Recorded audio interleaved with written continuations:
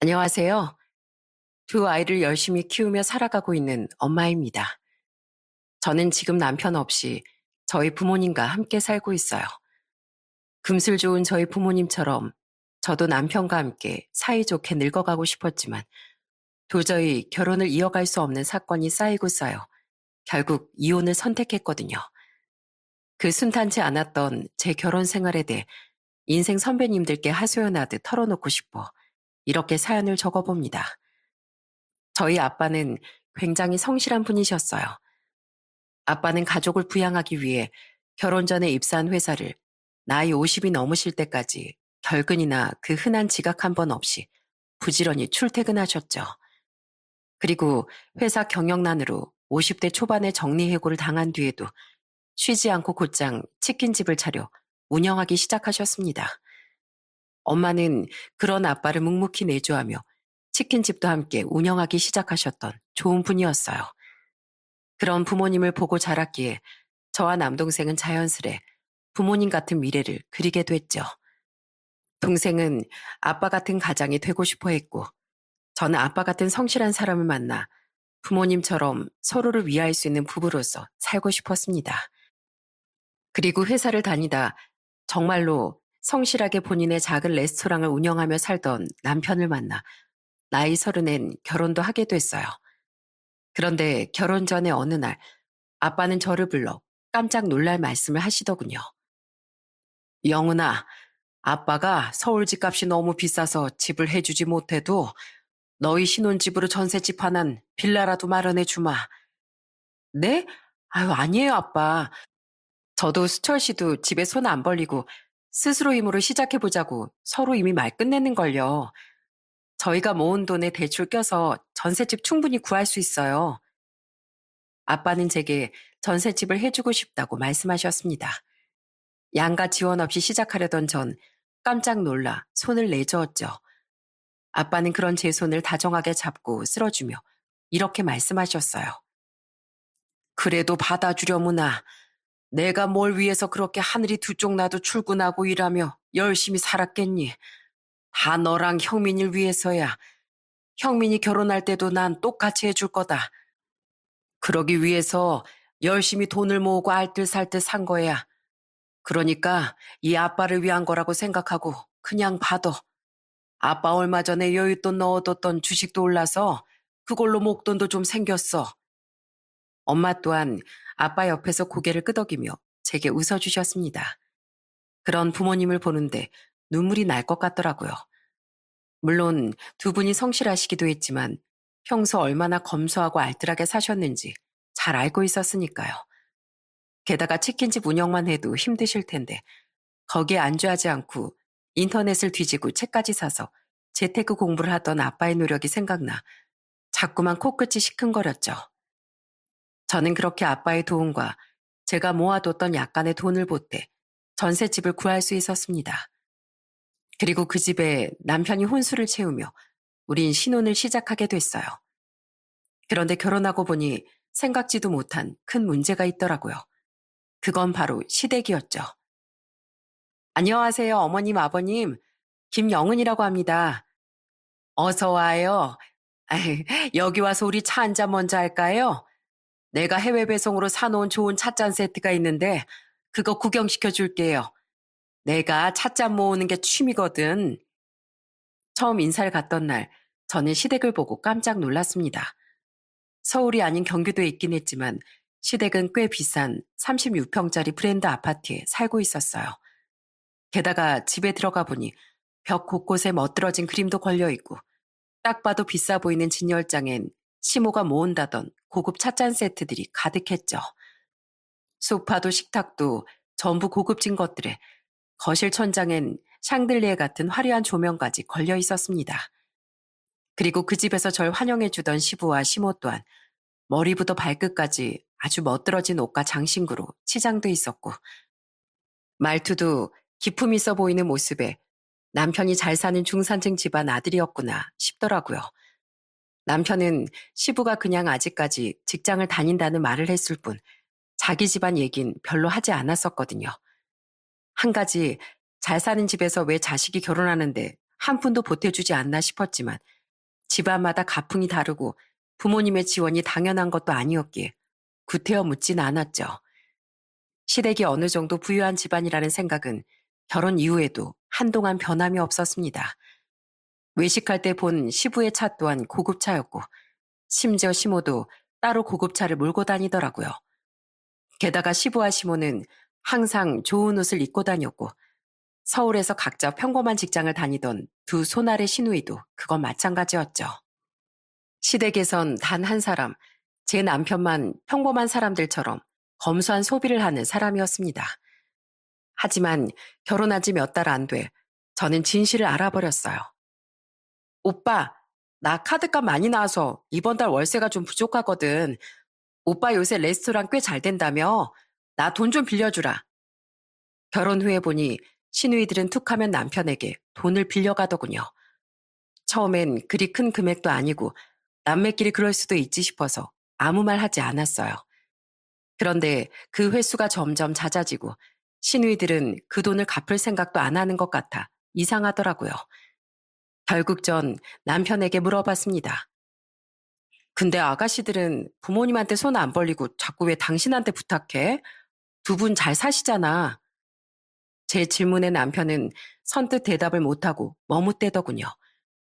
반응이 영 꺼림직한 걸 보고 괜히 불안함이 밀려왔습니다. 그리고 그 불안함은 정확히 들어맞았죠. 그렇진 않아. 사실 두 분 사시는 집도 월세고 집에 대출금도 많거든. 뭐? 그 큰 집이 월세라고? 그리고 매번 좋은 옷만 입고 다니고 차도 그렇게 좋은데 그럼 그것들은 어떻게 사셨어? 다 할부고 대출이야. 두 분이 사실 사치가 좀 심하셔. 동생들도 두 분 닮아서 어릴 때부터 허영이 좀 있었고 우리 아버지가 예전에 교도소를 3번이나 다녀올 정도로 사기를 많이 치고 다니셨는데 그때 큰돈을 많이 만진 뒤로 씀씀이가 눈덩이처럼 불어나시더라고. 미리 말 못해서 미안해 여보. 뭐? 아니 여태 그걸 나한테 말도 안 하고 숨기고 있었다고? 정말 미안해. 사실 일부러 숨긴 건 아닌데 말해야지 생각하다가도 선뜻 입이 안 떨어져서 못하다가 여기까지 왔던 거야. 그래도 지금은 우리 아버지, 어머니랑 같이 사친하셔도 직장 성실히 다니면서 알아서 대출금 잘 갚고 계셔.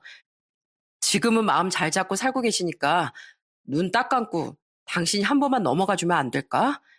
나도 우리 부모님이 원망스러울 때도 있었는데 그래도 부모님이잖아. 내가 당신한테 정말 잘할게. 기가 찼습니다.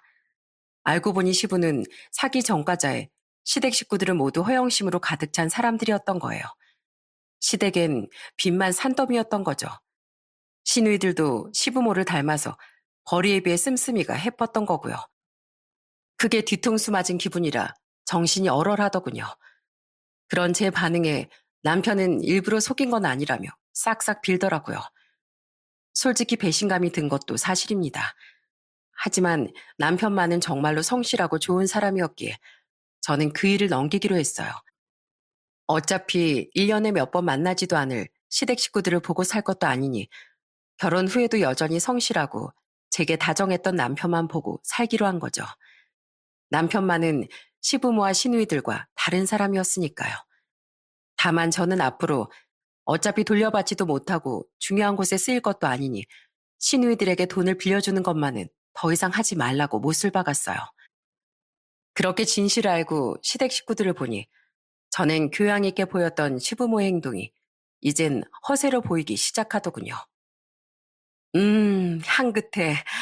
역시 비싼 차는 비싼 잔에 따라 마셔야 맛이 배가 된다니까.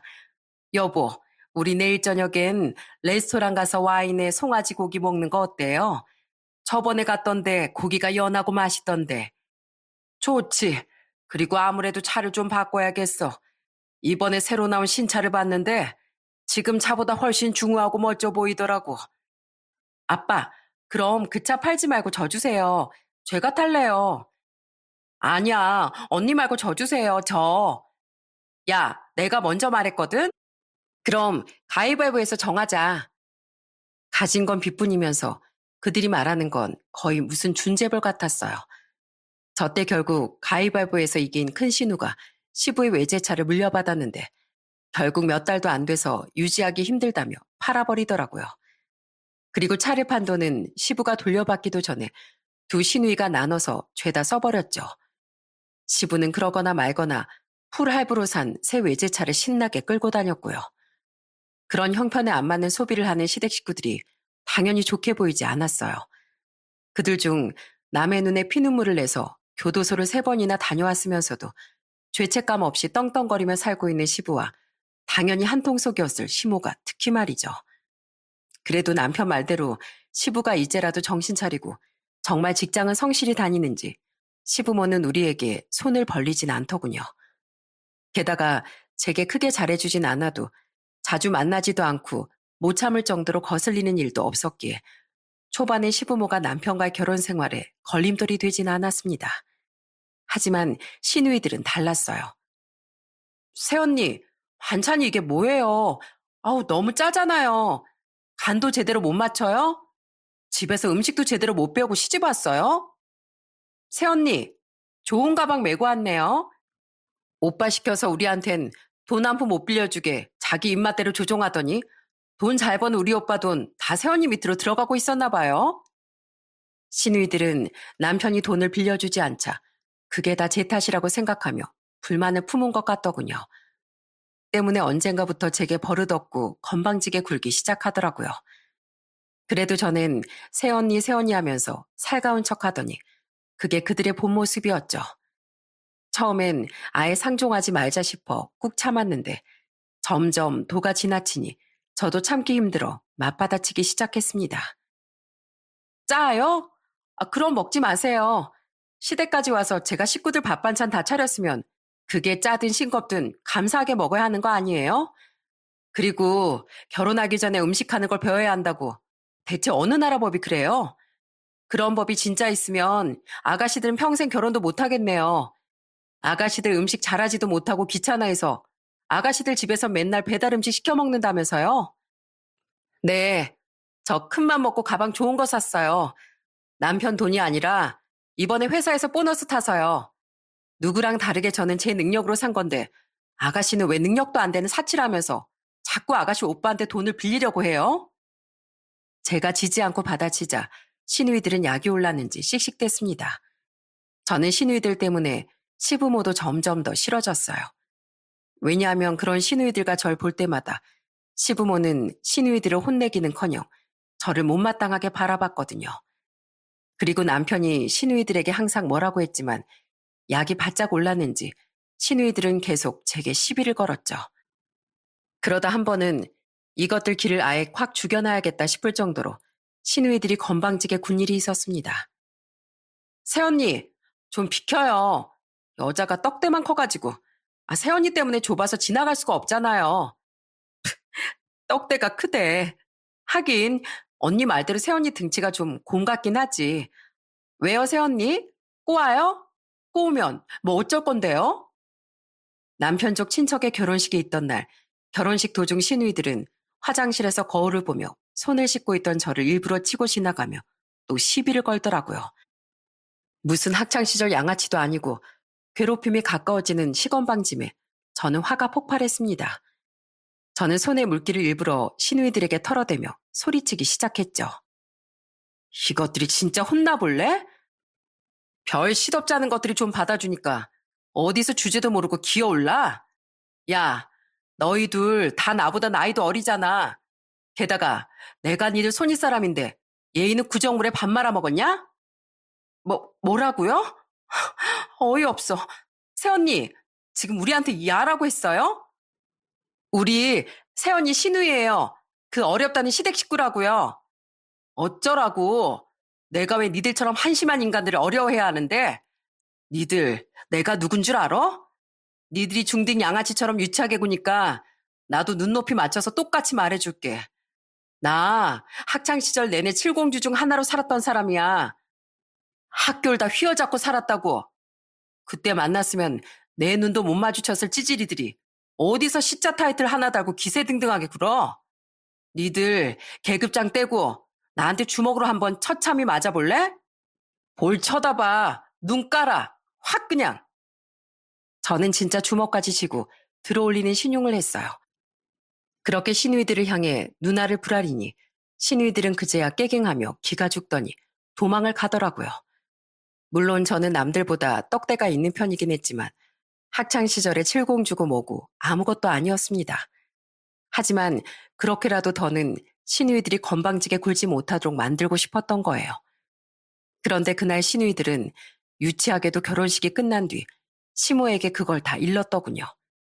시모는 울먹이는 시누이들을 등 뒤에 달고 씩씩대며 제게 화를 냈죠. 예, 너 우리 딸들한테 주먹질까지 하려고 했다며? 아무리 애들이 철이 없어서 너한테 못된 소리 좀 했기로써니 어떻게 시누이들한테 그런 무서운 말을 하고 주먹을 들어 올릴 수가 있니? 그건 좀 심한 거 아니야? 어머님이 그렇게 오냐오냐 하시니까 아가씨들이 저렇게 버릇이 없는 거잖아요. 시댁이고 시누이고 다 떠나서 사람이 사람한테 그렇게 못된 말만 일삼는 게 잘하는 행동인가요? 말로 해서 안 들으면 맞아서라도 된 사람이 돼야죠. 그런데 어머님도 아버님도 평소에 저한테 버릇없이 구는 아가씨들을 혼내긴커녕 도리어 받아치는 저를 못마땅하게 보시지 않았어요? 말리는 제 남편까지도요. 이게 대체 맞는 행동인가요? 저는 앞으로 그런 행동 절대 그냥 못 넘어갑니다. 제 말이 화는 나도 딱히 할 말은 없었는지 시모는 시근덕대기만 하더군요. 그러다가 결국 몸을 돌려 자기 등 뒤에 서 있던 시누이들의 등짝을 때리며 화풀이를 하더라고요. 잘한다, 잘해. 괜히 시비 걸고 다니면서 지들 새언니한테 욕이나 들어먹고 다니고 내가 더 편을 들어주려고 해도 들어줄 수가 없다. 앞으로 니들 새언니한테 처맞고 다니든 말든 나한테 말하지 말고 알아서들 해. 에휴, 짜증나. 평소엔 그렇게 고상 떠는 척을 하더니 역시 그 엄마의 그 딸들이었던 겁니다. 시모는 며느리인 저한테 저런 소리를 들은 게 분했는지 혼잣말로 욕설을 중얼거리며 가버리더라고요. 저는 덩그러니 자리에 앉게 된 시누이들을 팔짱을 끼고 노려봤어요. 시누이들은 제 눈치를 보더니 얼른 자기들 엄마 뒤를 따라갔죠. 그때 배탈이 나서 화장실에 오래 있다 나왔던 남편은 이야기를 모두 듣고 한숨을 푹 쉬며 자기가 미안하다고 말하더군요.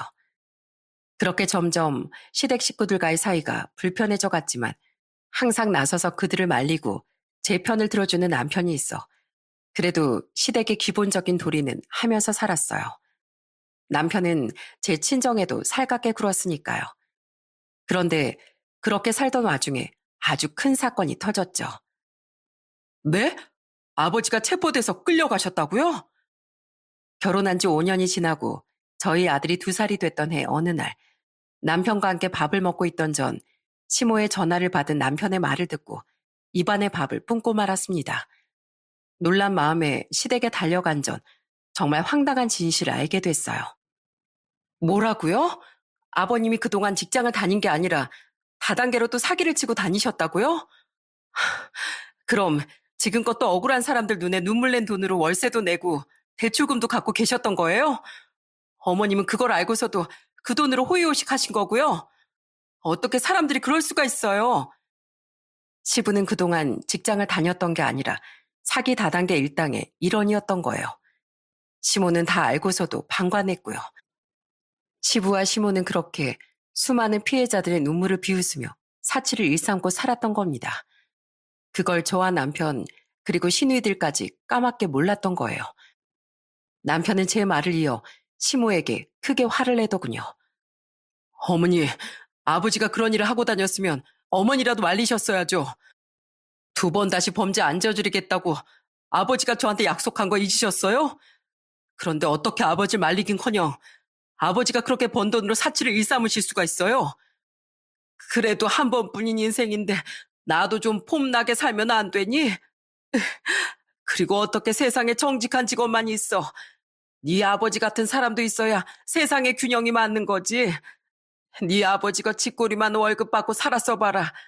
우리가 어떻게 이 비싼 아파트 월세를 내고 그 대출금을 갚았겠어? 앞으로 어떻게 네 아버지 없이 내가 그 많은 월세랑 대출금들을 내니? 나도 지금 눈앞이 캄캄하고 속상해 죽겠으니까 너희 둘 다 소리 좀 그만 질러라. 그래, 오빠 그만 좀 해. 새언니도요. 아빠도 평생 했던 일이 그런 거니까 엄마랑 먹고 살려고 그랬던 거겠지. 그리고 엄마랑 아빠가 오빠 돈 빌려서 사치하고 산 것도 아닌데 왜 그렇게 잔소리야? 차라리 내 돈 빌려 사치하셨으면 다른 피해자들은 없었을 거 아니야? 내가 못 살아 정말. 그 와중에 시누이들은 이미 벌어진 일 뭐 어쩌겠냐며 화를 내는 남편에게 도리어 그만하라고 한 소리 하더군요. 그날 소동을 겪으며 깨달았어요. 시모도 그렇고 시누이들도 그렇고 정말 사고방식이 한심하고 남다른 사람들이라는 걸 말입니다. 그건 결국 재판을 받은 뒤 징역형을 받고 교도소에 수감된 시부도 마찬가지였겠죠. 저는 그 일로 시댁 식구들이 한층 더 싫어졌어요. 때문에 시댁에 거의 왕래하지 않고 시댁 식구들과 달리 건실하고 멀쩡한 사람인 남편과 아들만 바라보며 결혼 생활을 이어갔습니다. 그런데 시부의 실체를 알게 된 지 몇 달 안 됐던 어느 날, 저는 그런 남편에게까지 뒤통수를 맞고 말았어요. 여보, 우리 적금 만기가 언제였지? 거의 다 됐던 것 같은데. 그거? 저는 어느 날 남편 명의로 꾸준히 들고 있던 적금에 대해 남편에게 물었습니다. 그런데 남편은 우물쭈물하며 쉽사리 대답을 못하더군요. 순간 불길한 기운이 과거 시댁의 실체를 들었던 날처럼 뒷덜미를 차갑게 만들더라고요. 설마 싶었는데 결국 남편의 입에서 나온 말은 저를 크게 낙담하게 했죠. 미안해. 사실 그 돈 우리 어머니 드렸어. 뭐? 3천만 원도 넘는 그 돈을 어머님을 드렸다고? 나랑 상의도 없이? 어, 당신이 알면 반대할까봐 몰래 드릴 수밖에 없었어. 당장 아버지도 없는데 어머니도 월세도 내고 먹곤 사셔야 할 거 아니야. 벌써 드린 지 2달도 넘었어. 미안해, 여보. 남편은 3천만 원이 넘게 들어있던 적금을 멋대로 깨서 시모를 줬던 겁니다. 분명히 제가 시모가 사치를 그만두고 자기 손으로 돈이라도 벌려고 노력하지 않으면 절대 돕지 말라고 말했었는데 제 말을 깡그리 무시하고 말이죠. 유일하게 멀쩡한 사람이라고 생각했던 남편까지 제 뒤통수를 치니 정말 충격적이더군요. 진짜 미쳤구나. 왜 어머님 본인은 나가서 일을 할 생각도 안 하는데 분명 또 사치하는 데 쓸 그 돈을 당신이 왜 줘? 그것도 나한테 한마디 상의도 없이. 내가 그 돈을 얼마나 아끼면서 모았는데. 아니, 어머니 집 월세도 비싸고 어떻게 어머니가 씀씀이도 하루아침에 줄이겠어. 그래도 내가 자식이잖아. 자식이면 잘못된 어머님 행동을 바로잡아드릴 생각을 해야지. 깨진 독에 물을 부어주면 어떡해? 형편에 안 맞는 비싼 월세 내면서 못 살 것 같으면 집에 있는 명품이니 뭐니 다 팔아서 월세를 내던가. 아니면 이사를 가셔야 하는 거 아니야? 나가서 일을 하시던가. 아버님이 뭐하고 다니는지 다 알면서도 돈을 펑펑 쓰고 다니는 어머님도 아버님이랑 똑같은 사람 아니야? 피해자들 눈물 젖은 돈을 신나게 써댄 어머님을 대체 왜 우리 돈으로 도와야 하냐고. 그래서 절대 안 된다고 한 건데 어떻게 이럴 수가 있어?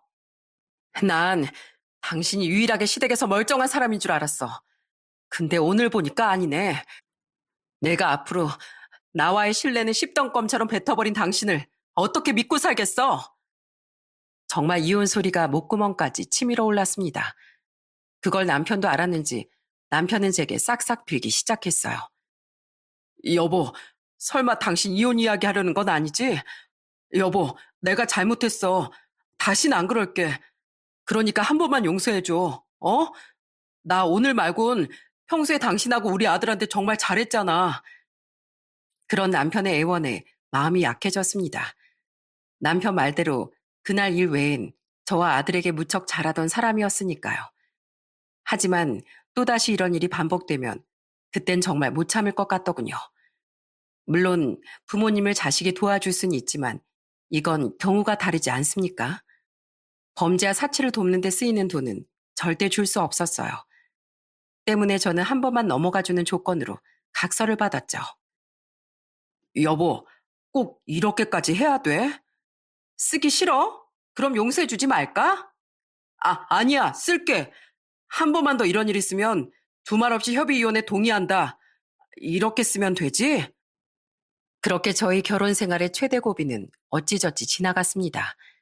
3천만 원을 돌려받아 오라고 해도 시모가 돈이 어디 있었겠어요? 어차피 그 돈엔 남편이 벌어온 돈이 더 많이 들어갔으니 처음부터 없는 돈이라고 생각하자며 마음을 비워버렸죠. 하지만 그 큰 돈을 넙죽받은 시모에겐 없던 정도 떨어져 저는 거의 시댁엔 발길을 않고 지냈습니다. 그리고 잡혀간 지 3년 뒤 시부는 교도소에서 출소를 했어요. 제가 막 딸을 임신했던 시기였죠. 솔직히 남아있으면 상종도 하기 싫은 사람이었지만 그래도 남편 아버지니 인사치레만 했습니다. 그 와중에 뻔뻔하게도 출소 축하 파티인지 뭔지 한다기에 저는 남편만 보내고 가지도 않았어요. 남편은 그 와중에 제게 내심 서운해하는 눈치였지만 당연히 아무 말도 못했죠. 그리고 당시엔 둘 다 시댁 문제로 서운하네 마네 얘기할 때도 아니었어요. 왜냐하면 당시 많은 자영업자들을 수렁에 빠지게 했던 마스크 시국에 남편 레스토랑에도 어김없이 불행을 몰고 왔었거든요. 당장 둘째를 임신한 상황에서 계속 휘청거리는 남편의 레스토랑이 너무 불안했죠. 미안해, 여보. 나도 잘해보려고 했는데 이젠 정말 더는 못 버틸 것 같아. 완전 파산 직전이야. 결국 남편은 둘째가 태어나기도 전에 빚만 잔뜩 지고 레스토랑을 접고 말았습니다. 게다가 대출금도 못 갚아서 결국 신용불량자 신세가 되기까지 했어요. 다행히 전셋집이야 제 명의였기에 지킬 수 있었지만 그동안 모아둔 돈도 전부 레스토랑을 살려보려 바닥까지 전부 썼었고 당시 제가 회사를 다니고 있었다고 해도 외벌이로 그 대출금들을 전부 갚을 수는 없었거든요. 나 진짜 열심히 살았는데 일이 왜 이렇게 된 거지? 미안해, 여보. 당신이 벌었던 돈까지 전부 다 날려버려서. 괜찮아. 울지 마. 당신 잘못으로 이렇게 된 게 아니잖아. 내가 당신 다시 일어설 수 있도록 옆에서 지켜줄게. 비록 집은 어려워졌지만 저는 남편을 탓하지 않았어요. 남편 잘못이 아니었으니까요. 저는 남편이 무너지지 않도록 위로하고 북돋아주려고 노력했어요. 하지만 남편은 한동안 집에서 술만 마시며 힘들어하는 모습을 보이더라고요. 영은 씨, 그 몸으로 출퇴근하기 안 힘들어? 지금쯤은 휴직해야 되지 않나? 걱정해 주셔서 감사해요. 근데 지금 제 벌이가 저희 집에 끊기면 안 돼서요. 최대한 버텨보려고요. 아, 남편 가게가 잘 안 된다고 했지? 아유, 결혼 생활이 그래. 쉽지가 않아. 아무튼 도와줄 거 있으면 언제든 얘기해. 저는 그런 남편을 보채지 않고 묵묵히 기다려줬습니다. 그런데 제 배가 남산만해질 때까지 남편이 다시 일을 할 생각을 안 하자 조금씩 초조해지더라고요. 아들은 아직 어린데다 저는 곧 출산 때문에 휴직을 해야 하는데 그렇게 되면 당장 먹고 살 벌이가 없어지니까요. 게다가 둘째가 태어나면 지금보다 돈이 더 들어갈 텐데 어쩌려고 저러나 싶었어요. 저희 부모님이 걱정하실까봐 저는 친정에 남편이 여태 일을 안 하고 있다는 말씀도 못 드렸죠. 그렇게 저는 거의 만삭 직전까지 일을 했는데 다행히 그때 남편이 취업을 했다는 기쁜 소식을 전해주더라고요. 미안해, 여보. 나 때문에 너무 고생시켜서 제대로 걷기도 힘들어하는 당신한테 내가 무슨 짓을 했는지 모르겠어. 혼자서 그 몸으로 일하랴, 우리 아들 돌보랴. 정말 고생 많았어. 남편은 아는 형님의 가게에 취업을 했다고 하더군요. 감사하게도 월급을 받으면 차압당할 남편을 위해 현금으로 월급도 주기로 했다고도 했죠. 당장 사회생활을 다시 시작하려면 아무래도 남편에게 카드 정도는 있어야 할 것 같아 저는 평소 제가 자주 쓰던 계좌에 체크카드와 통장을 건네줬습니다. 그렇게 남편 벌이도 생겼으니 저는 조금은 편안한 마음으로 나를 출산할 수 있었어요. 저는 형편이 어려워진 우리를 위해 아빠가 예약해 주신 좋은 산후조리원에서 몸조리도 할 수 있었죠. 그때 시부모는 제게 수고했다는 전화 한 통 안 하더라고요. 미안해. 당신이 잘 안 온다고 우리 부모님이 화가 좀 나셨나 봐. 됐어. 나도 뭐 별로 축하 인사 받고 싶지도 않아. 이미 틀어질 대로 틀어진 사이라 저는 신경 끄고 둘째를 얻은 기쁨에만 집중했습니다. 그리고 조리를 끝내고 예쁜 딸과 함께 산후조리원에서 퇴원한 날, 저는 아주 충격적인 사실을 알게 됐죠. 집에 돌아와 짐을 정리하고 난 뒤 남편은 씻으러 화장실로 들어갔어요. 그런데 얼마 뒤 친정 아빠에게서 전화가 오더군요. 영은아, 집에 잘 갔니? 아빠가 일하느라 못 가봐서 미안하다. 엄마도 미안하다고 전해달래. 아니에요. 남편이 있는데요, 뭘요. 그래, 그래. 그래도 우리 든든한 안서방이 있으니까 안심이야. 아, 맞다. 아빠가 보내준 1,000만 원 잘 받았지? 네? 1,000만 원이요? 몰랐어? 아빠가 저번에 너한테 전화했는데 안 받아서 안서방한테 전화해서 네 계좌번호 물어봤었어. 곧 출산 예정일이니 출산 축하 선물로 1,000만 원 보내주려고 하는데 내가 알고 있던 네 계좌로 보내면 되는지 아니면 다른 계좌로 보내줄지 말이야. 그러니까 안서방이 원래 내가 알고 있던 그 계좌로 보내면 된다고 감사합니다 하면서 인사까지 했는데 그 뒤론 네가 갑자기 양수 터지면서 병원으로 가게 돼서 그 말을 못했다가 지금 생각이 나서 물어본 거야. 이상하네. 확인해 볼게요. 아마 남편도 깜빡했었겠죠 뭐. 그래, 그랬겠지.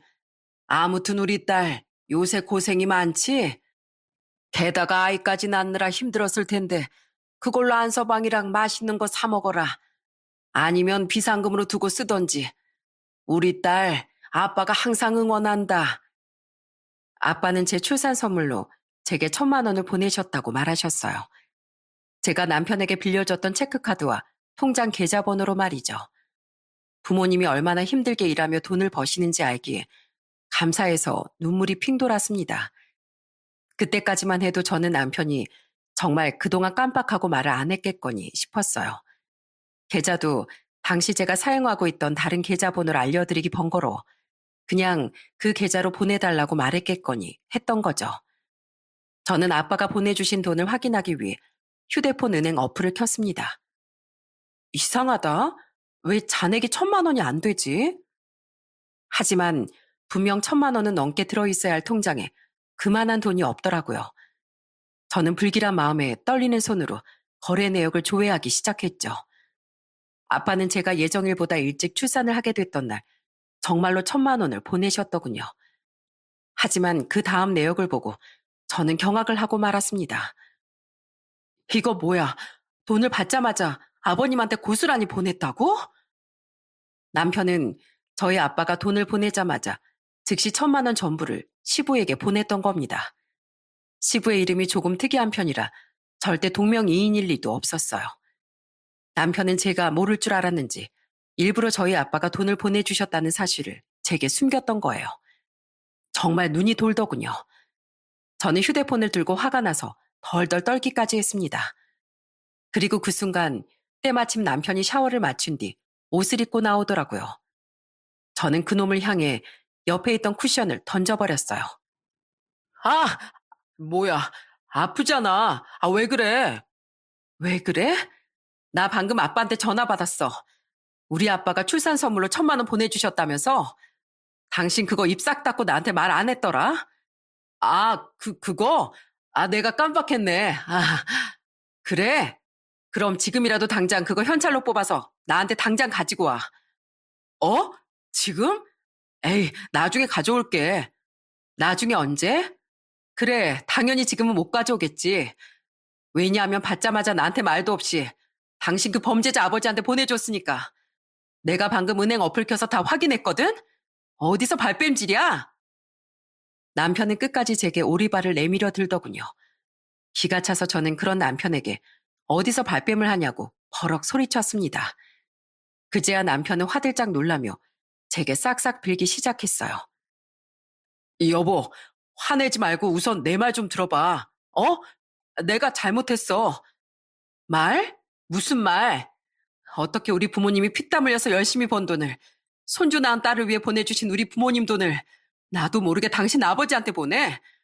대체 무슨 생각을 하면 그런 짓을 할 수가 있어? 그게 그동안 당신한테 말은 못했지만 우리 아버지 출소하고 나서 많이 힘들어하셨어.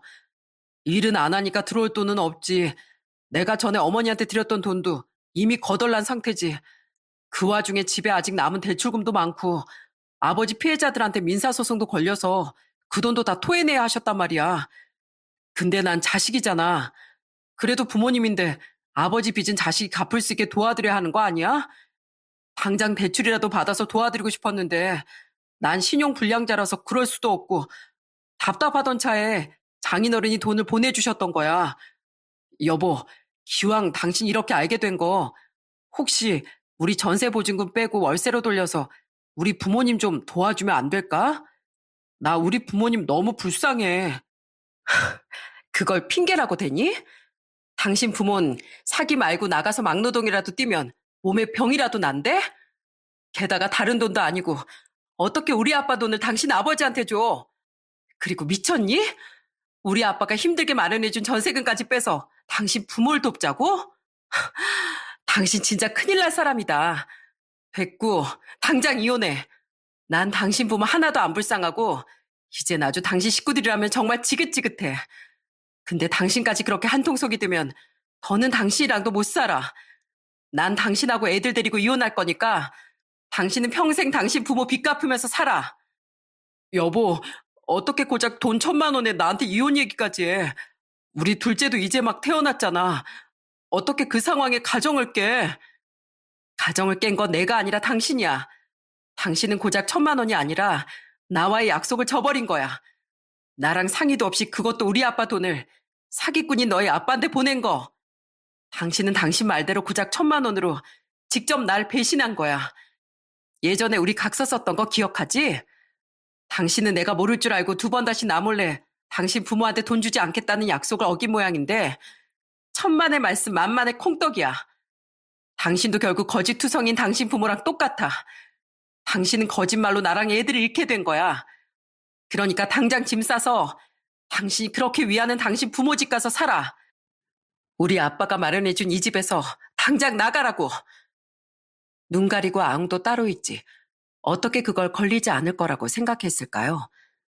남편은 자기가 정말 잘못했다며 무릎 꿇고 제 다리를 붙잡으며 울더라고요. 하지만 저는 더 이상 남편과 결혼 생활을 지속할 자신이 없었습니다. 시댁 인간들은 엉망이었어도 남편과 애만 보고 버티며 살았는데 남편마저 시댁 인간들에게 합류해버리니 더 이상 결혼 생활을 지속할 용기도 없고 그러고 싶지도 않더라고요. 저는 엉엉 우는 남편을 내버려두고 당장 업체를 검색해 용달차를 불렀습니다. 2시간 뒤면 오실 수 있다니까 짐 싸서 좋은 말 할 때 당신 부모 집 가. 당신 손으로 직접 쓴 각서까지 있으니까 당신도 더는 할 말 없을 거야. 결국 남편은 자포자기를 한 뒤 짐을 싸서 용달차를 타고 시댁으로 떠날 수밖에 없었습니다. 물론 가족에게 잘했던 사람이라 그렇게 남편을 보내며 한편으론 저도 가슴이 아팠어요. 하지만 그만큼 배신감도 컸죠. 무엇보다 이번에 또 그냥 넘어가면 남편은 계속해서 제게 거짓말을 하며 시댁을 도와줄 것 같더라고요. 아까 대출이라도 받고 싶었다는 것과 전세금까지 빼서 시댁을 돕자던 남편의 말에 이 사람은 범죄자 부모를 위해 결국 자신의 가정을 불행하게 만들 사람이라고 판단한 거죠. 이후 저는 어차피 아시게 될 일이니 아빠에게 전화해 솔직하게 모든 사태를 설명드렸어요. 뭐라고? 그래서 너 지금 애들이랑 셋이 있단 말이야? 기다리거라. 아빠가 엄마랑 당장 갈 테니까. 아니에요, 아빠. 장사하셔야죠. 소란 때문에 아까 주혁이랑 봄이가 놀라서 많이 울긴 했는데 이젠 괜찮아요. 그래도 이제 막 몸 푼 애가 혼자서 애들을 계속 어떻게 돌봐. 곧 가마.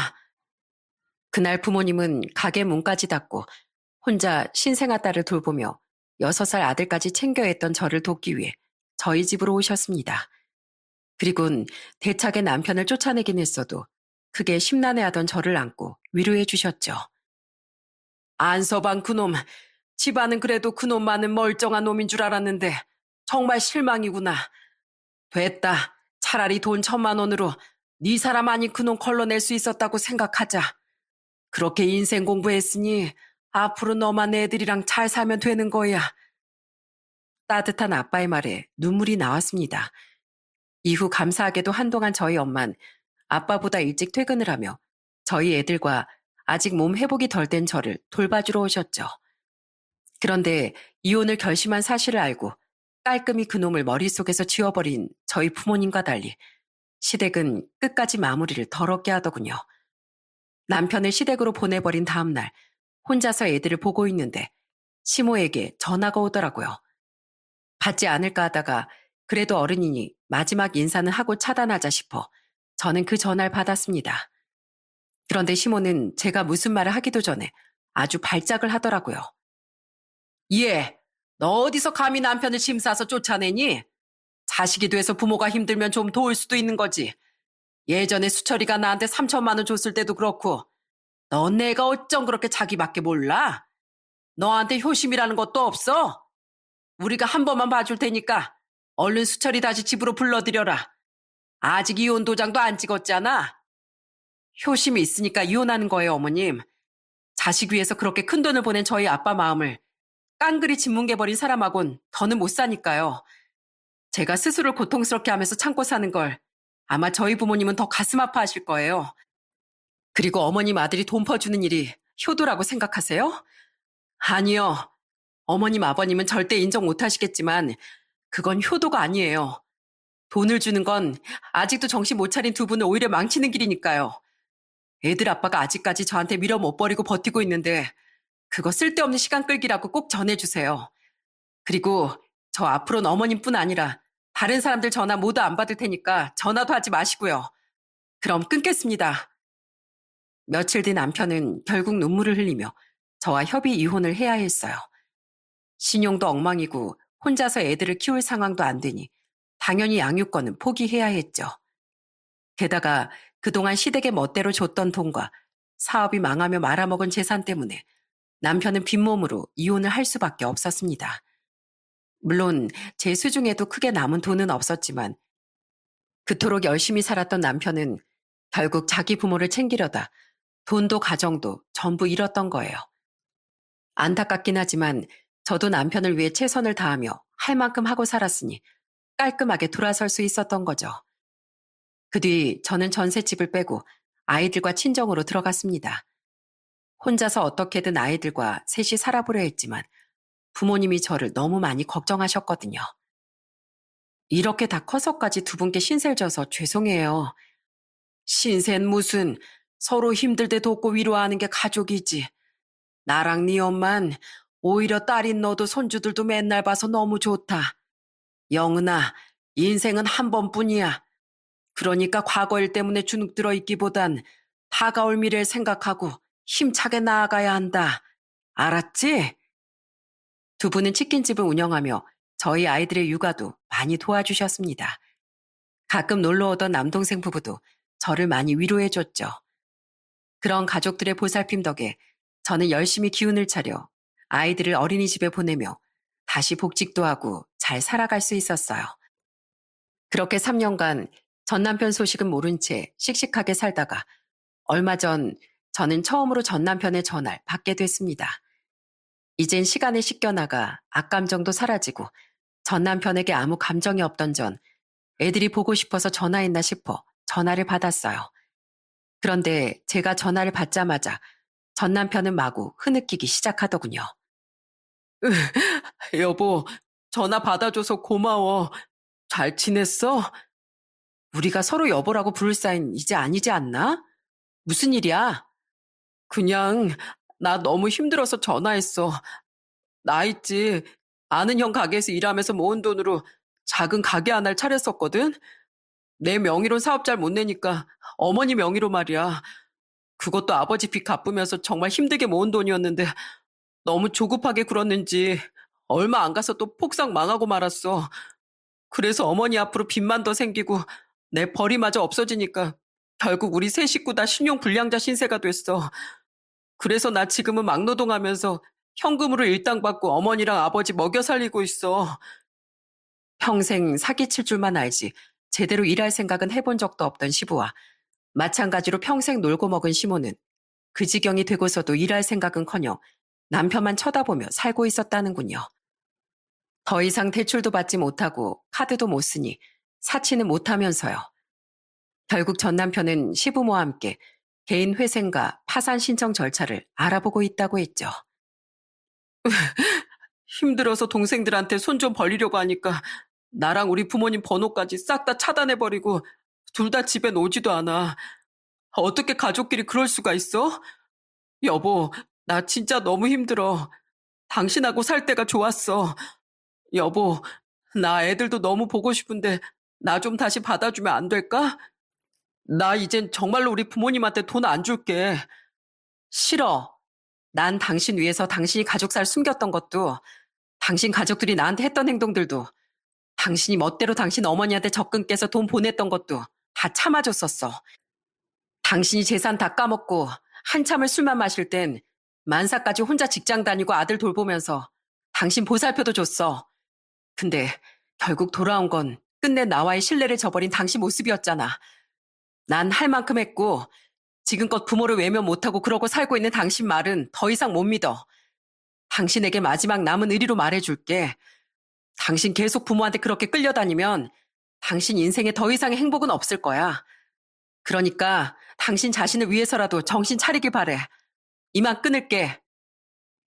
제 말에 전 남편은 일말의 희망도 없음을 깨닫고 전화를 끊더군요. 그 이후 지금껏 전화가 온 적은 단 한 번도 없었죠.